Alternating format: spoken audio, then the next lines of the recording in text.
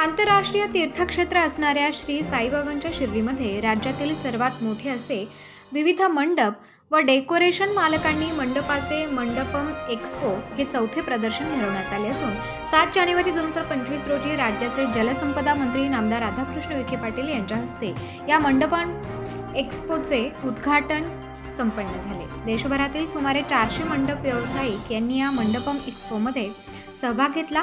या एक्स्पोमध्ये विविध आकर्षक मंडप डेकोरेशन उपस्थितांचे लक्ष वेधून घेत आहे। या मंडपम एक्स्पोला सामाजिक न्याय मंत्री संजय शिरसाट, नामदार उदय सामंत, नामदार अतुल सावे, माजी खासदार डॉक्टर सुजय विखे पाटील, जिल्हाधिकारी सिद्धाराम सालीमठ, साईबाबा संस्थानचे मुख्य कार्यकारी अधिकारी गोरक्ष गाडेकर आदी भेट देणार आहेत।